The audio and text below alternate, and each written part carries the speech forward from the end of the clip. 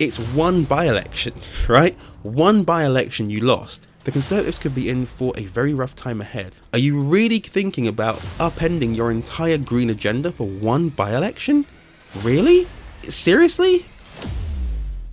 Well, it's fair to say the political world is still recovering from what turned out to be 3 extraordinary by-elections in late July. Labour made history in Selby Ainsley, while the Lib Dems had a really good night in Somerton and Frome. And despite all of the chatter among political commentators and the parties themselves about the Tories potentially losing all 3 contests, the Conservatives somehow managed to salvage what proved to be a very difficult night by just about clinging on to Uxbridge and South Ruislip, Boris Johnson's old seat. Their candidate, now the MP Steve Tuckwell, won the race by less than 500 votes, a saving grace for Rishi Sunak, who is adamant that the result of the next general election is, quote, not a done deal. We'll come back to the fallout from Uxbridge and what it all means for the next election in just a moment, but first, let's have a look at the contests which made it a really good night for Labour and the Lib Dems.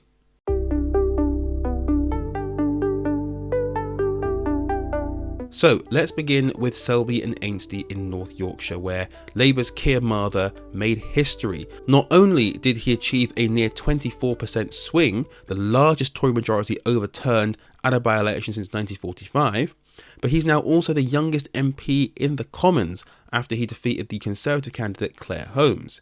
Now, this had been a safe Tory seat since its creation in 2010 and was held by Nigel Adams, a Boris Johnson ally, but he resigned apparently over the whole Boris Johnson honours debacle when Nadine Dorries also resigned and that whole drama that played out earlier this summer. It's all very weird, but whatever. Then there was Somerton and Frome in Somerset in the southwest of England, where Sarah Dyke, the Liberal Democrat, absolutely trounced her Conservative opponent Faye Purbrick by 11,000 votes.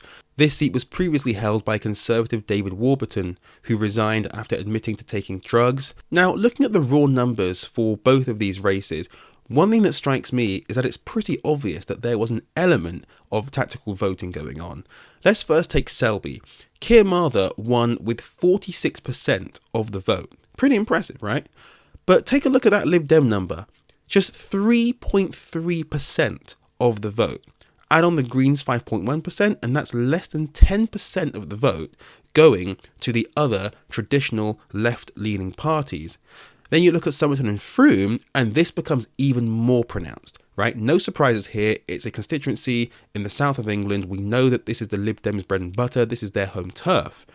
But Sarah Dyke won 54% of the vote. 54%.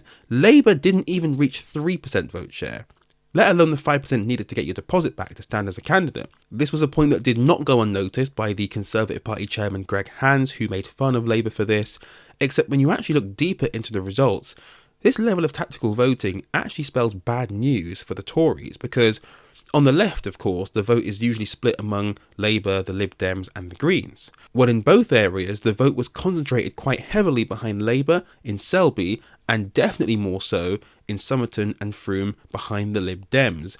And there is already modelling and forecasting done which shows that tactical voting, if it were to be replicated across the country, would spell absolute disaster for the Conservatives. They would potentially be wiped out. And by the way, some of that modelling was done before Liz Truss became Prime Minister, early last year, right? Before the mini budget, before Labour's big poll leads, there was polling done early last year to show that tactical voting could see the Tories wiped out across England. So if you factor in today's political climate, plus the potential impact of tactical voting, the Conservatives could be in for a very rough time ahead at the next election.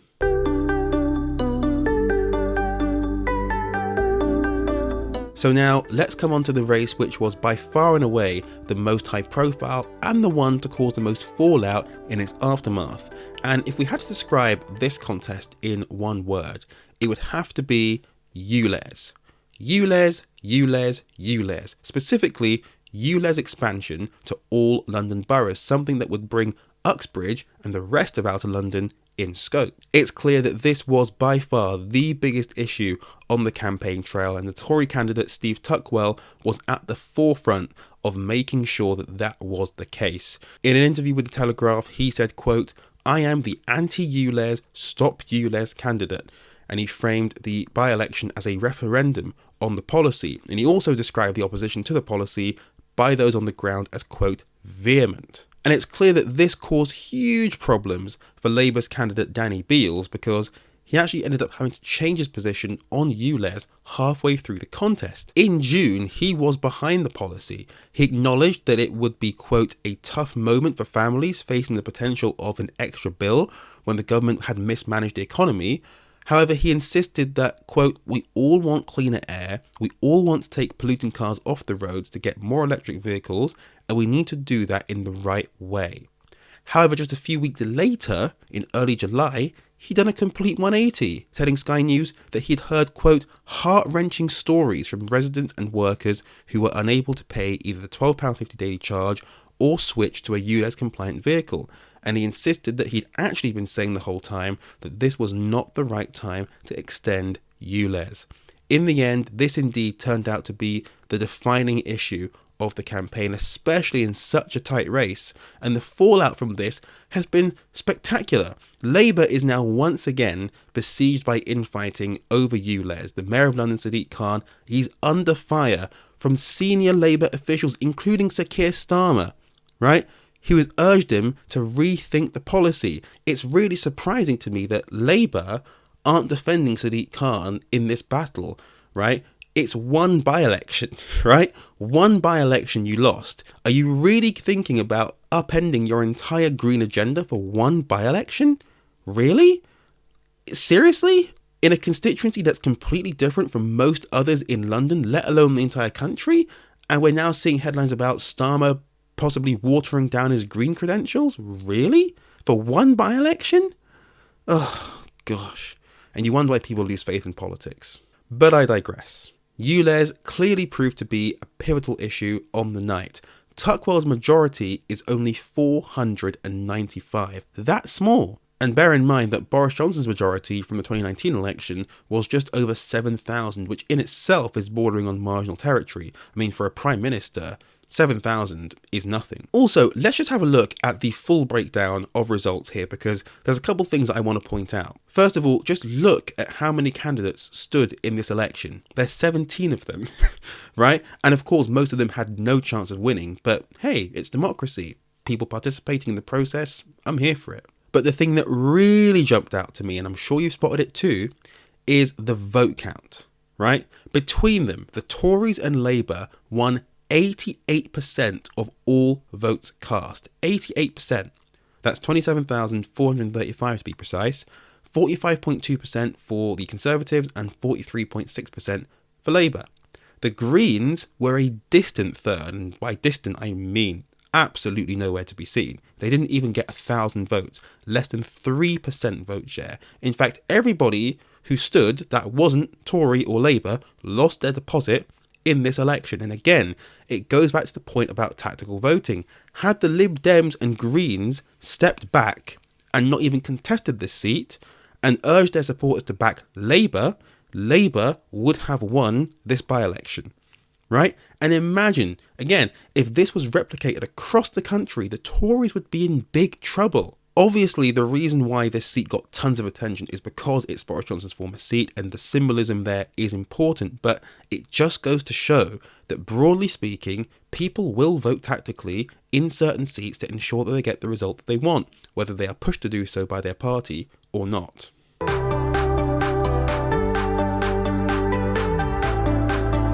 So now that these three by-elections have come and gone, we're back to asking ourselves what this all means for the next general election. Well, if you're the Prime Minister, you are absolutely determined to carry on with your agenda as things stand. Rishi Sunak is doubling down on his 5 pledges and is very much viewing the victory in Uxbridge as a model for a path back to power, focusing on hyper-local campaign issues. Now, I don't think we can read too much into the Uxbridge results, given the very unique circumstances in that constituency as we've discussed, but it is nonetheless significant that in the race where the previous MP, the former Prime Minister no less, had to resign in disgrace with a relatively slim majority, it is significant that Labour weren't able to pull it off. Now, for Keir Starmer's part, he said that Labour's by-election win in Selby was, quote, a cry for change, and he promised that Labour would deliver if they got into government. Now, just after this year's local elections, which were a total bloodbath for the Conservatives, I said I think it's actually very likely we're going to see Labour win the most number of seats, 280, 290, maybe even 300. Conservatives are going to just absolutely be decimated. The Lib Dems, however, might see something of a revival, and they might want to join in some sort of coalition or confidence in supply deal with Labour. And then, of course, the wild card in all this is the SNP, because Nicola Sturgeon is no longer First Minister. Their polling numbers have completely collapsed, and so there's an opportunity for Labour to actually come in and capitalise on that, which would make their path to a majority a lot easier. Now, I think that analysis still stands, even after these 3 by-elections, given the fact that the general election polling trends are largely the same as they were back in May. What I want to touch on today, though, is the timing of the election. You see, the conventional wisdom prior to these by-elections was that Sunak and his team were definitely heading in the direction of holding the election in late 2024 to give the economy time to bounce back, for inflation to come down, and as such for the polls to tighten. However, there's been a flurry of reporting lately that senior Conservatives and campaign strategists are urging Sunak to go for an election in the spring of 2024 because they think that that could provide the best window to stem the losses that the party would face. It would be the best point for, quote, damage limitation. It is notable here that these advisors are discussing the timings of the election as a means of stemming losses and avoiding a wipeout, rather than as a way of giving them the best chance to win, because the polls are that bad. Now, here's my take on the situation, because I find this all absolutely fascinating. I think Rishi Sunak will go for the election in the spring of next year, May or June 2024.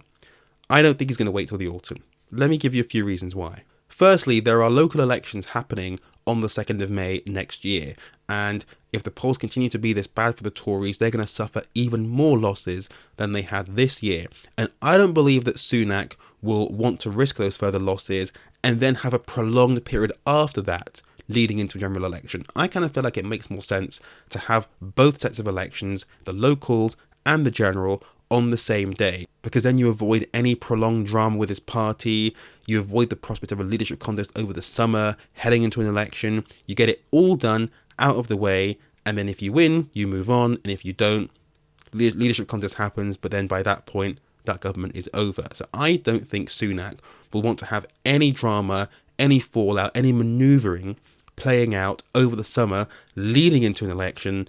I feel like it's much more efficient to just get both sets of elections done on the same day. The economic factor here is also really interesting because it's one that you really can't predict what will happen. A lot of this is down to outside forces.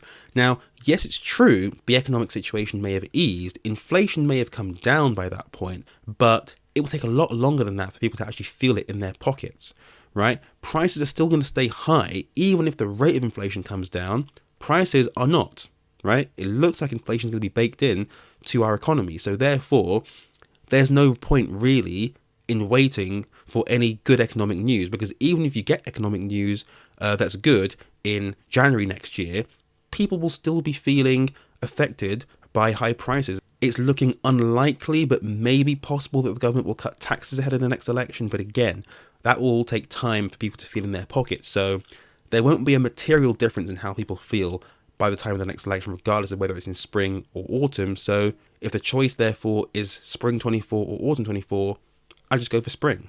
The other big factor, of course, the US election, right? The US election is constitutionally mandated to happen in November 2024. Does Rishi Sunak really want to have a clash, potentially, with Biden and Trump going head to head in November? I don't think the broadcasters would be happy about having two big elections so close to each other, because I know that the broadcasters always pay close attention to the US elections as well as the UK elections. So having two at the same time, I don't think would work.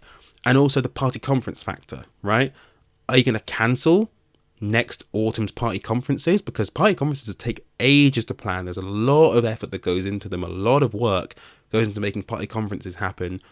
Are you going to have to cancel them to do election planning? Or are you going to have the conference, announce the election there, go into it for October or November? It just doesn't seem to make any sense to me. I think all these reasons combined means my personal view is the next election will be happening in the spring of 2024. Although, of course, as with everything political, anything can happen, and we'll just have to wait and see how it all pans out. whenever the election is held, though spring or autumn, it will be great to finally have a lengthy gap between general elections for once. You know, having grown up throughout the 2010s with an election every couple of years, a 4.5-year gap or a 5-year gap between the 2019 and 2024 elections will mark a welcome return to politics as usual. Woo!